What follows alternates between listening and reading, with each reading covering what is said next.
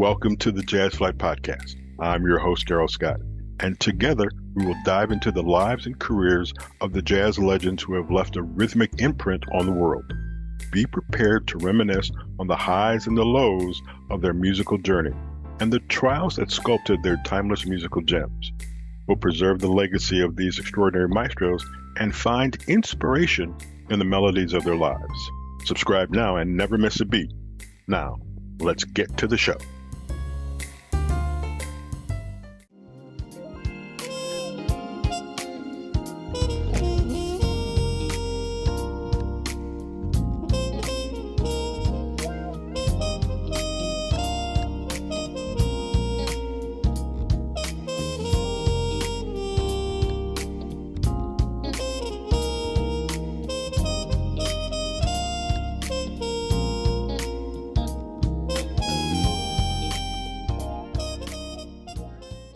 Welcome to the Jazz Flyte Podcast. I am Darrell Scott. Our guest today, you have musicians and they've created a style, and this gentleman has done that.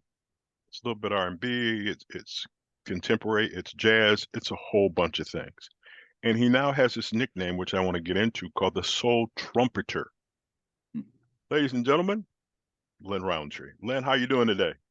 I'm good. Blessings, honor to be here with you, man. I appreciate it. Appreciate the intro because it's a long time coming, man. Yeah, thank you, sir. The first thing I want to ask you, this nickname that you have, the Soul-Trumpeter, how did you get that nickname?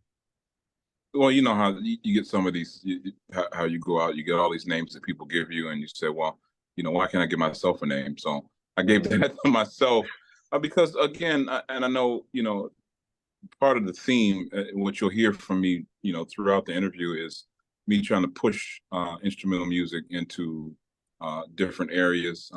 I come from a soul background. I was right there at the beginning of when neo soul became a thing. When D'Angelo and Erykah Badu and all these guys came out with this soulful music, just mid-tempo grooves that just hit my soul, man. I love all types of music, but that just really hit me. So I always wanted to be in that vein, but being an instrumentalist, you always kind of got pigeonholed and pushed into, well, either your jazz or your orchestral music, or you're playing some funk music in a funk band or some Motown music.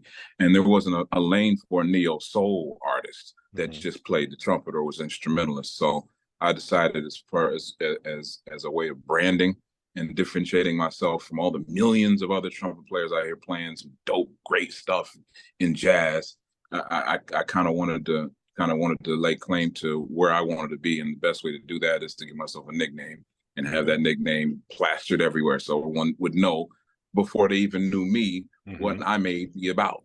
Good. Now let's talk about this instrument, the trumpet. Why did you pick the trumpet? That is my dad. My dad was. He played the cornet a little bit, but he gravitated to the guitar. He's never a professional, always part-time and as a hobby. But his mother played the cornet in a band. She passed away when he was 5, and she gifted him a cornet. He played it a little bit, but he carried it with him and put it on the mantelpiece in our house. And so, back to old school African-American houses where you got that room with the plastic on the furniture, and you got it's all. You said, hey, son, this is your house. You can go anywhere you want to, but when you go in there, you be careful. You don't mess with anything. You got plastic on the couch, so you sit on the couch, but do not touch that trumpet. Do not touch that trumpet. So my dad was the original Jedi Master, right? Right. Because, every time I walked past that room, I looked at that trumpet. I was like, oh, man. Right. And so he tricked me. He put a little pin on it to see if I had moved it one day, and I did. And I was honest. I said, yeah, I picked it up, Dad, but I didn't play it. He said, well, you're going to have to play it now. He's like, so you should have played it. He's like, because you're going to have to play it now. And my dad is such a, he's old school. He's like, you start something, whether I make you start it or whether you pick it, you're going to finish it and see it through. So that started me with, he didn't let me play that trumpet, but he got me a little Bundy. I played in elementary school and ended up liking it. Well, I first liked to get out of class a couple times a week. I was like, okay, I got class.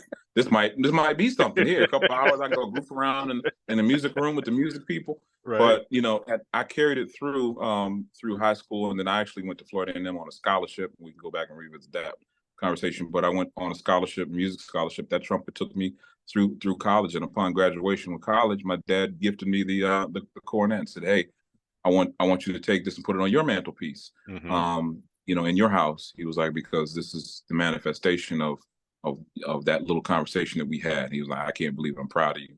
And so I put it on my mantelpiece.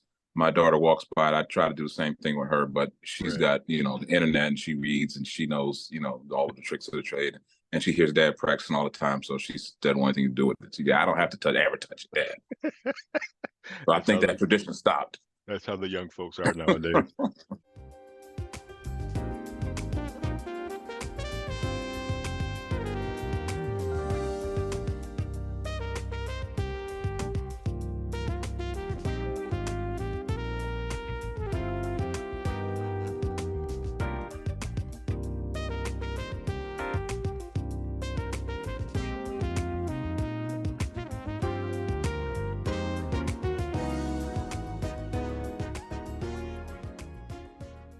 Is there an art to playing the trumpet? Because in other musicians that I've talked to, there's always something that I find out about the instrument that they play that I've never heard. It's like a friend of mine plays the flute, and I never realized that half of the air goes out of the flute and only half of it goes in.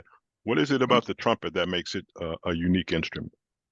Well, all of the trumpet and brass instruments, tuba, trombone, they all most of your sound originates. All of your sound originates from the buzzing of your lips. Your note production, because you only have 3 keys. Unlike saxophones, piano, anything, guitar, each movement is a different note. With the trumpet, you can have 4 or 5 different notes on one fingering. So most of your notes come and originate from your lips. So that's the trick to the trumpet. And 2, it's you have to practice. I mess with the saxophone players all the time, but they can lay off their axe for a week and come back and play a whole 2-hour show and be just fine. With the trumpet, if you lay off a trumpet for a day, a few days, if that, and your lips are like mush and you can't play. So you have to practice. You have to be dedicated. Trumpet players are dedicated. The ones who make it past just school and all that and become professional. You have to practice. Dedicated. You have to have a work ethic. So trumpet is more so than anything. It's a very physical instrument. So you got to have your wind. You got to try to work out as much as you can so you get your wind, because you're producing that sound from your diaphragm and from your lips. So those are the nuances with the trumpet, and in the music that I play, where everything's amped up. It's people wonder, well, why don't we see a lot of trumpet players that are soloists in your genre of music, contemporary jazz? I mean, you can count on one hand the trumpeters that are out there in this type of music. Well, because it is such a physically demanding instrument, and when you're competing with all these instruments, most of the times you see trumpet players either a part of a horn section, or if they're playing solo and leading the band, they're playing acoustic. So it's not really loud, but it takes an art to be able to just have the endurance to play in front of an amped up situation on a big, powerful stage like that. So those are the nuances with the trumpet. It's not an easy instrument at all, particularly in this genre. So who are your influences then? I mean, why did you persevere? But I'm sure you had people out there who said, I want to sound like that, or I want to be like that person. Why did you persevere, and who are your influences? Philosophically, definitely Miles Davis. Well, not philosophically, but philosophically and fundamentally, I love his sound. I love what he did, not only with the music and progressing the music forward, from changing styles of music to pushing us forward into the electronic music, into what we hear today. That all comes from Miles. Anybody that comes from Miles is a legend. You can run down a list of people that come from Miles in terms of being legendary. But in his playing, his style, he was very in tune with making sure he got the most out of each note that he played, and that he was conservative in a sense that you don't have to play all of these notes and all of these runs and everything. You play the most beautiful notes of a chord, address the chord, but also elicit a feeling from people. And I think that's, as musicians, sometimes they get away from, particularly, I love jazz. I don't like to speak. I'm not speaking negatively of my jazz musicians and fellow straight ahead jazz guys, but sometimes we can get wrapped up into playing our music and playing the chords and, how dope can we be? What kind of lines can we play? And so we end up playing for other musicians. And sometimes that doesn't mix with playing for audiences that maybe not that sophisticated, but just want to feel something. So I'm playing in my genre, I play to people who want to feel something. So that's what I aspire to. And that's what Miles did. And so that's why I look up to Miles a lot, because, people said, man, I felt a certain way when Miles picked up that horn and played, made me feel a certain way. When you put on Kind of Blue, the landmark album, and you hear, Blue and Green, to some of those songs that he played, it's a feeling. You're not listening, oh man, he played this note in that chord or that, but no, he made me feel this certain way. And that's what I'm always chasing, to play that perfect melody that just makes somebody cry, makes somebody feel good, or makes somebody jump up and dance. Right. That I want my people to feel my music rather than listen to each note that I play. Now, again, there's integrity in the music. You have to know what you're doing, know where you are, know your chords, know your basic theory. That's all great, and you need to know that. So it's not shortchanging that. Some people don't take the time to learn and do all of that either. So again, you have to be proficient at your instrument and a student of your instrument in order to be able to produce music that people can feel. You got to be a proficient in what you do and know how to do it. Okay, what's your favorite Miles Davis tune? My favorite Miles Davis tune, we got a lot of them, but they change every other year, man. I understand, man. I find something, but I would have to say,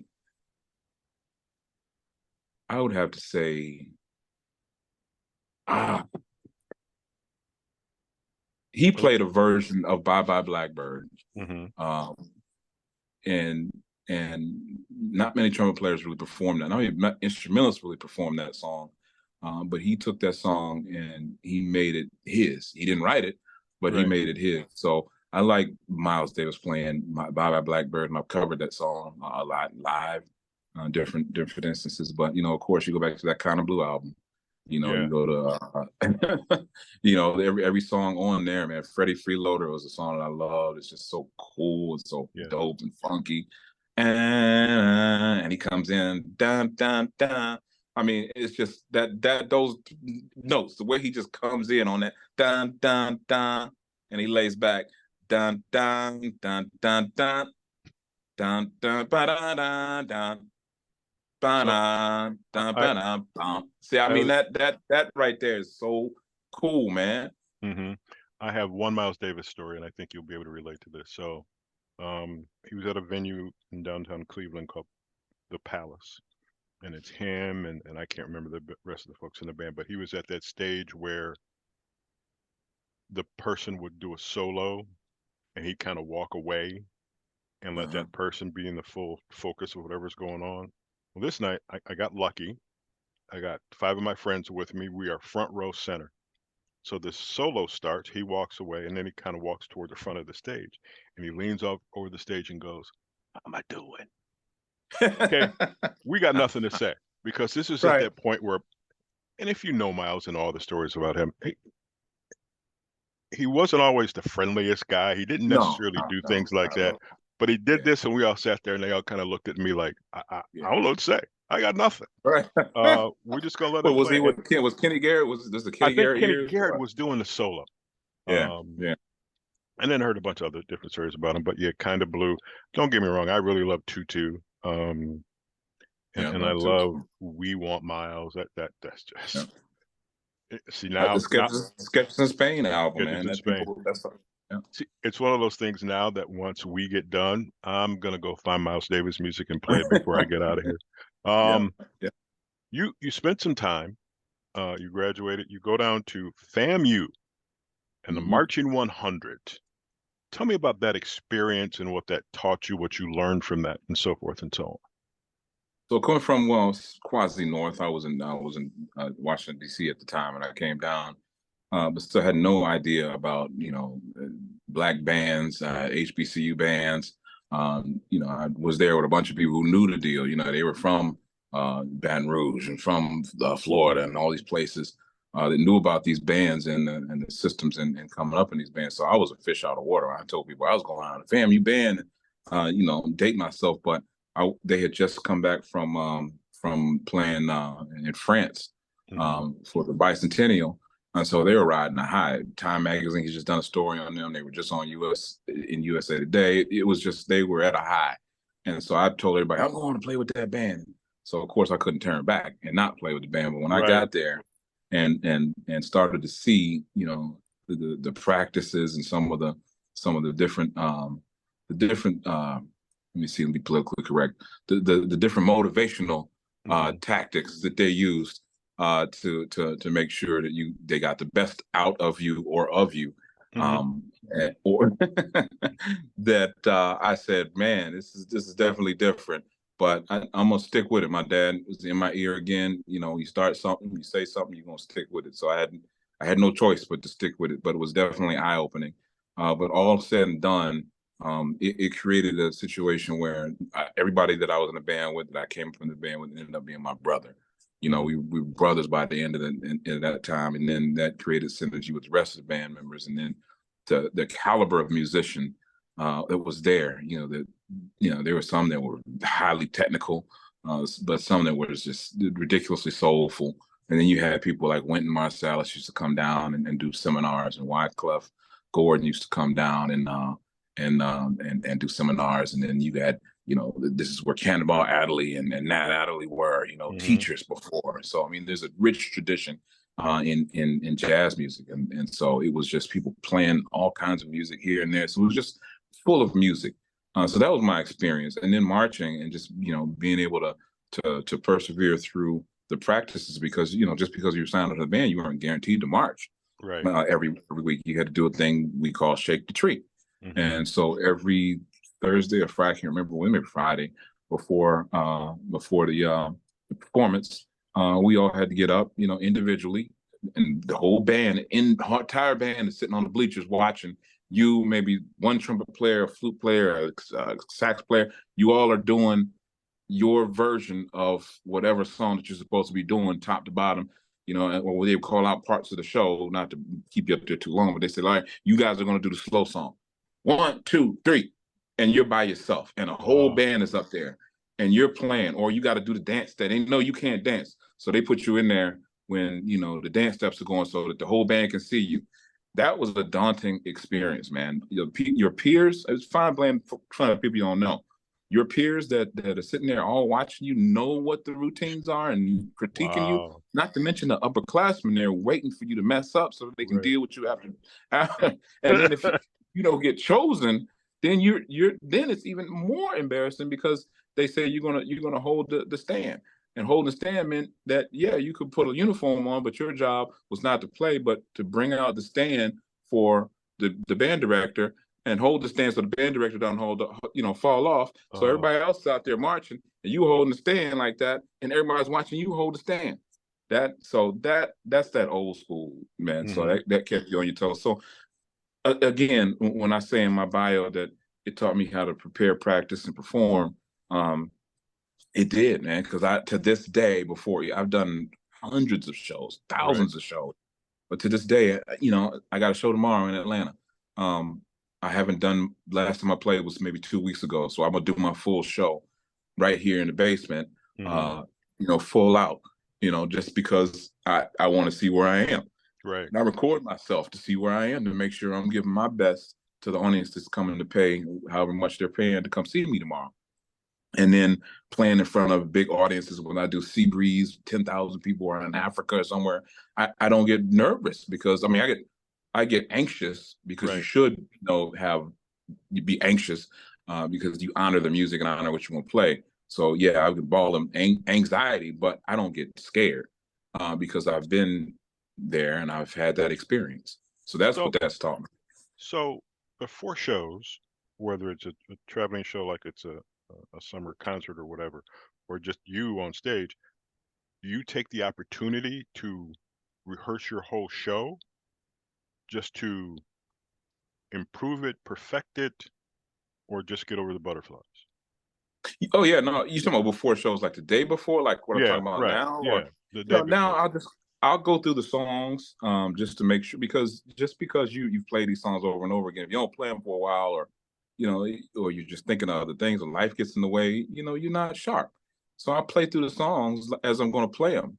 I turn up the music. I get my microphone out. I hook my microphone up so that I, can have a true sense of me being on stage. and I play. I played it through the entire song as if I was going to be performing it. Of course, I modify some things because again, you with the whole band and all that stuff. Right, But right. I play the main parts. I focus on how am I going to stand. Did I change something because I saw something on? Nowadays the good and bad thing is that everyone's videotaping you all the time. You're always on some Facebook Live somewhere. So, they're getting you, and they usually get you where the worst time. I'm tired. And they Facebook Live, the great Lin Rountree. And I'm like, man, that sounds terrible, man, but you can't do nothing with it. So right. you look at that and say, okay, I'm going to fix that. That's not going to be me next time. I'm going to stand a different way. Why am I moving like that all the time? So those are the things you kind of tweak. It's just like a sports or any type of entertainer. You run through shadow practices. What are you going to do? Football, we're going to practice against this defense. So we're going to, run these plays and do this and do it over again until, commit it to memory. Because when you're on stage, as with everything, and you've had enough experience in entertainment, things move fast. Oh, yeah. Everything moves so fast. You're in the dressing room, they say, Lin Rountree. And you're like, oh, right. Wow, I'm on stage. You forget everything you did. Right. Everything you're supposed to do, everything you said you were going to do, it's all you've forgotten it. You have no idea because you're looking at all these people, you're looking at the band, all the stuff is going on, sound people. You don't know what the heck you're doing. So more that you can commit to muscle memory, the better. That way you can just, boom, I know. That's why my intro songs are pretty much muscle memory. Muscle memory. And that's the things start to slow down after your intro song. But to your point, yeah, I practice before the shows, and even in the dressing room, sometimes I go through some different things and make sure I'm playing my songs right. At least you up there messing up your songs, and you got issues with the fans, right? Yeah.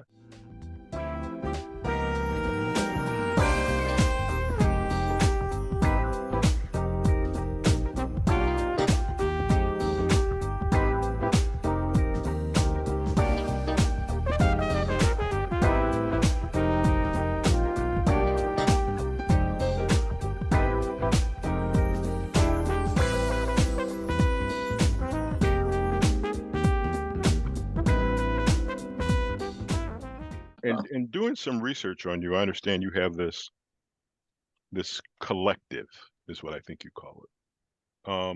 How did it start? Tell us about it. And how honest are you guys with each other? Well, it's a series of collectives. So it's whatever collective is available at whatever time. It's basically like-minded musicians. We all came together. We all play together. We all are considered at the same level. In terms of where we are in music. We've got about the same number of records. We're considered on this tier in terms of, where you have the Rick Brons and the Gerald Albrights and those guys, they came up together. So there's next kind of wave of people that coming up together. And then there's us. We're this next wave coming up. And so we talk, we have a chat group. We play with each other. Sometimes it's 5, 6 of us. Sometimes it's 2 or 3 of us. Sometimes it's 2 of us. We partner up, but for promoters, they get a bang for the buck. You know what I mean? Hey, I can put 2 people on the flyer, and both of them are doing some things, and they'll play one show. They'll each play a couple of their songs, do one show. Promoters really like that, especially these big, huge festivals that move real fast. Hour here, hour here, hour here. They can put 2 or 3 artists up there and put more people on the flyer, and we get the benefit of being able to be on a bigger show. That we normally wouldn't have been able to do just by ourselves. We're trying to get to that level, but again, it provides a win-win for each entity. The only drawback is that you don't get to do all of your songs, and people don't get to see your whole show. They get to see bits and pieces of you, but then you're collaborating with other people, and then sometimes it's fun. It's just fun sometimes not being, when you're doing a lot of your own shows. Sometimes the challenge is, well, now I got to do everything, top to bottom, my whole show and everything, which is good. Sometimes it gets tiring, so it's a good break to go and I'll do a couple of songs, and then I'll play a couple of songs with my man. We'll have a good time. We'll have fun. It's a little bit easier when you got 2 people to share the load. So those are the dynamics. But the collective is basically a group of cats that are kind of on the same level. We're friends, and we present to promoters different packages for different occasions, different things. So and it will call ourselves different things. It'll be the fellas, or it'll be New Kids on the Horns, or it'll be J&L. It's all the same stuff. Right. Some configuration of one of the cats, the up and coming young cats.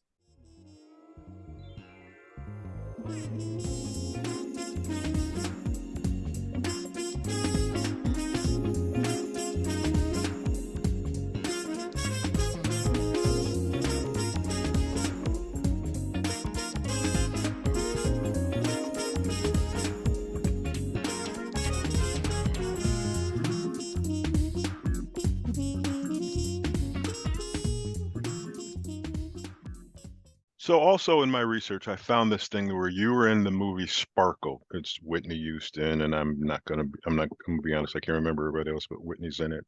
Where do we find you, and how did you get into being an actor? Well, I'm an actor for that movie. I haven't done any acting since. So, no, they did tryouts. A good friend of mine named Kern Brantley. He's music director for Lady Gaga and music director for Aaliyah. Goldberg Brothers, the music director Valdez for Usher for years. So they're really plugged into the market. And he's from the Detroit area, and so he looks out for a lot of the Detroit musicians. But I think the Sparkle people were trying to do the remake. They reached out to him because they knew he was from Detroit. He's very credible, and they said, "Hey, you want to hold auditions because we've seen a lot of these Lean On Me movies or whatever, these movies with bands and stuff, and the musicians they're holding the horns in the wrong hands, they're looking crazy, and people we want. This is a legendary movie, and we want realism. We want real musicians up there, and we'll teach them the dance steps or whatever we need to, but we need real musicians to be holding the music, to look like musicians." So they held it all out in citywide audition, and I went, did my thing, I got it, and so I'm the trumpet player in any scenes that you see where there's a band behind the girls in the main scene, right? And in some of the club scenes, I'm in there, with CeeLo and that club scene, and with a Derek Luke, Omar, was Omar Epps? No, Mike Epps was in that movie. Mike Epps was in the movie, yeah. And so you got to see, and then of course Whitney, that was her last movie, so we didn't know that at the time, but we would never see her again. But it was just an amazing experience. I never knew how movies were made. We would do one scene for 3 hours, over and over and over again. And hey, let's do this. We got to get this angle now. Now we got to get that angle. And it was just so many moving parts and so many different, things that went into making this movie. And we were extras at first, so we wouldn't get listed in the movie. We'd just be extras, get paid some union wages. But because I think one interesting story, the music. So they used to play the music in the back, and everybody would lip sync their parts. You know what I mean? And so they would blend it after in editing. So they would play the music, and all right, ready, go. Dun, dun, dun, dun, dun, dun, dun, dun. And so one day, something was going on with the playback machine that wouldn't play the music. And they said, we need to get this, and we're wasting time. We got people on the clock, blah, blah, blah. And the musicians, we got to get it. Hey, we can play it. He's like, what do you mean you can play it? I said, well, we can play it. You got all the instruments up here. The piano works. The horns work. Okay, we'll play it. So we played it and actually sounded great playing it. And they actually put that scene in the movie, the one that we were playing. They mixed it with a couple other takes, but they said they used that one take, and they said this is why we have the real musicians, because they're really up there playing. It adds some realism. And at that point, they said, you guys have really contributed to this. You guys have been great. We're going to elevate you to be whatever type of actor you are now. So now you've been elevated. You get more money. You get to eat in this area. You get to be listed in the credits as So I mean, I'll take it. Would you do it again? Absolutely. I'd do it again in a heartbeat. I'd do it again in a heartbeat. I actually, so you're the only one that knows this, you and my wife and a couple of other people, but I actually broke my toe in the middle of filming, going up the stairs in my house. And I was in extreme pain. Then I got the flu.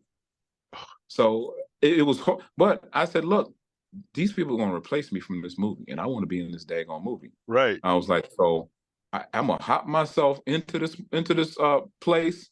I'm gonna just be in pain. So a couple of them scenes, I'm in there. I'm in extreme pain, going back and forth, and I got a fever of 102. But I'm just like, nope, I'm gonna be in this movie. I'm gonna push through it. I'm gonna push through it because they would have replaced me just like that. Because who am I?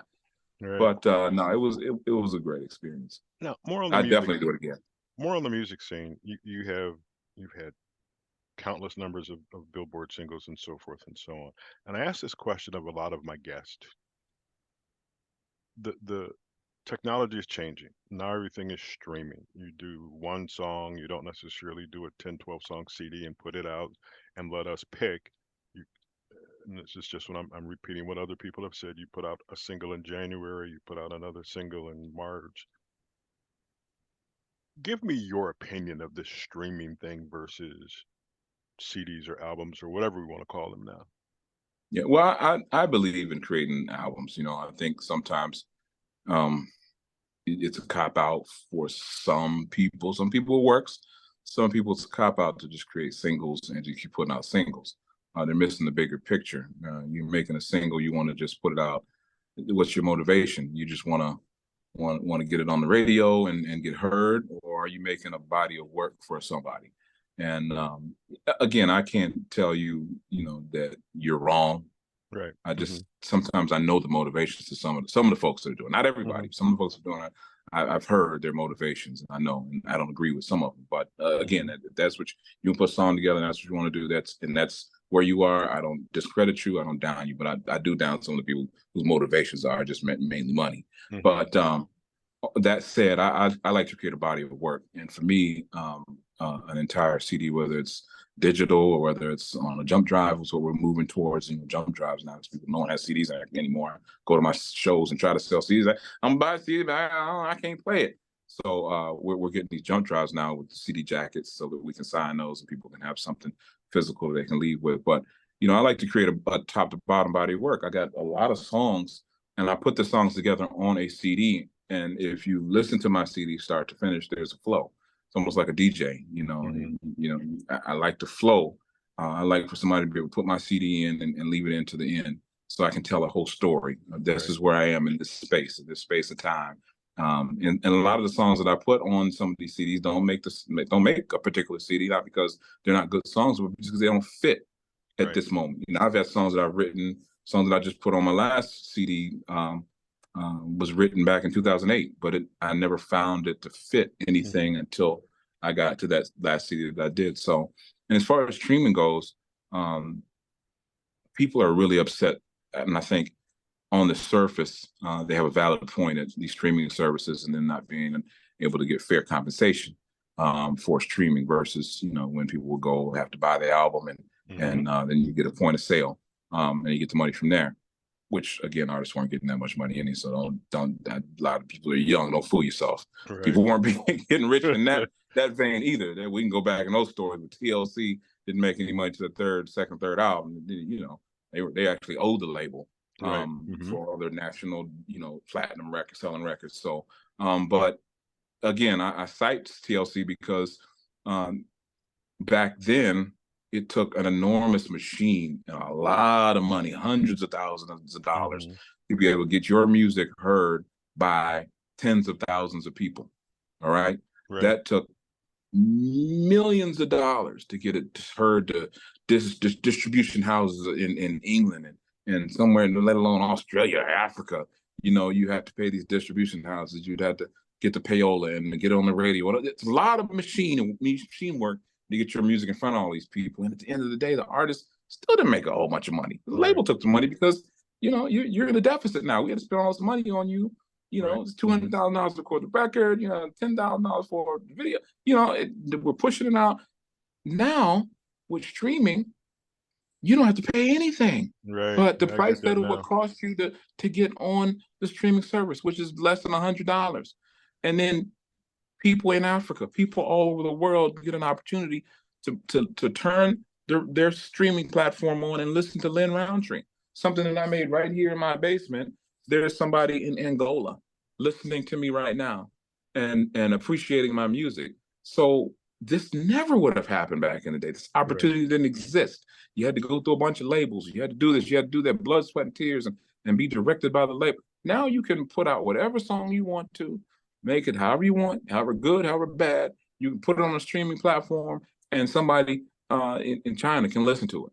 You know what I mean? So the opportunities for artists, especially independent artists, are far outweigh any point of sale that you may or may not be able to get in terms of compensation. Now, I push for that, and there are different forms of compensation that our government has been so kind enough to recognize over the last couple of years in terms of sound exchange and the performance royalties that we're able to get.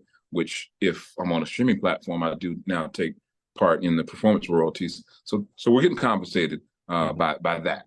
But again, I think the opportunities to get my music in front of. Last year, I got my music in front of 3 million people. 3 million people. I mean, for the cost of what? Maintenance on the site that on TuneCore that pushes my music off Spotify. That might be $39 a year. Wow. So for that, I got 3 million people that now know Lin Rountree, know my music, know how my horns sound, know what my music sounds like, know what I look like because of social media, and can directly contact me. Right. You know how many gigs and shows that I've gotten just from social media? Somebody reaching out to me, hey man, I heard your music, I love your music. Hey, we want to get you down here and get you on this particular show. So yeah, man, I'd use that. I see it as an advantage. Okay. And so that's why I try to tell people. I was like, pump the brakes on. I'm not getting paid this much money because Spotify's they're crooks or something. Well, business is business. So, but use it for your advantage. Right. So your latest CD, The Message, is tremendous, and we want people to be able to find it. Tell me and tell our listeners where they can find it, how they can get to it. www.linrountreemusic.com. They look at this as my trusty shirt here. Self-promotion, shameless promotion. I get it. No, LinRountreeMusic.com is LIN Rountree with no D music.com. And from there, it will take you to every hyperlink to anywhere that you can have a platform, and Spotify. You can purchase it off Amazon. You can again, I'm on all of the titles. I'm on all of the Deezers and Pandoras, and so you can find it easily. Plus, you can sign up for my newsletter on the website and get updates on when I might be in your area performing, because that's what I really love. I love live performance. I love seeing you eye to eyes that I can play, and you could really hear what's coming out of my horn, and then make you appreciate the music that you listen to while I'm on your record or on your music player that much better and sweeter when you actually see me. So again, and then you can sign up. I answer all of my social medias. It may take a while, but I do answer all my social media. So I can say that. It's definitely a way to connect directly with the artists, and you guys are our lifeblood. Fans are our lifeblood, man. You are a very interesting cat. I enjoy your views on many different things. The music is absolutely tremendous. It's just, it's funny, like you say, you can hear the first 30 seconds of a song and I know it's you. I wish you the best of luck. Realize whatever we can do from this platform and get your stuff out there, we will do whatever we can. I think there's more information that you have to offer. And what I will ask is at some point, maybe 6-8 months down the road, that we get to have another conversation to figure out what you're doing. Maybe there's more music. Maybe there's another movie involved. Hey, we'll put it out there. Maybe somebody sees this and says, "Hey, you know what? We're gonna put him in a movie again." And then hopefully we can get you to Cleveland so we can sit down and talk and chat about. I got to get to Cleveland because I haven't been to Cleveland in almost 2 years. I don't know what's going on. When's the last time you were here? I think I was there. I don't know. I played Robert Hubbard. Hub's Groove. Hub's Groove. Yeah, he had a series going on with me and Althea Renee, and I can't remember. I think that might have been 2021. Okay. It's been some time. Okay. Well, we'll have to make that. Get down to Cleveland. We'll have to make something. I used to get down to Cleveland a couple times a year. 3-hour drive. That's it.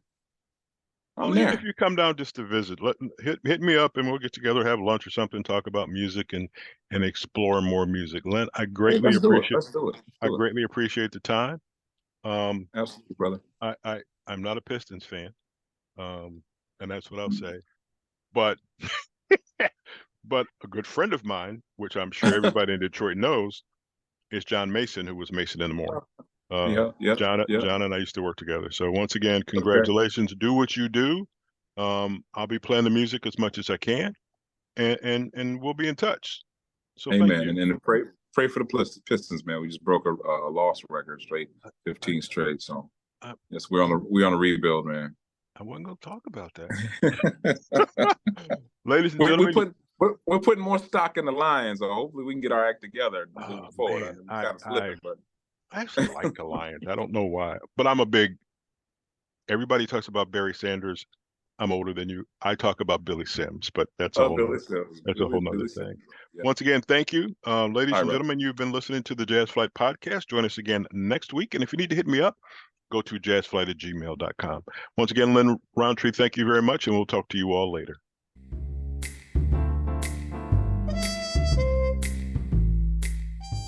Thank you for tuning in to the Jazz Flyte Podcast. I hope you enjoy the stories and soulful melodies that grew through the doors of time. If you want to stay connected with the latest updates and episodes, don't forget to subscribe to my channel and hit the notification bell. Until next time, I'm Darrell Scott.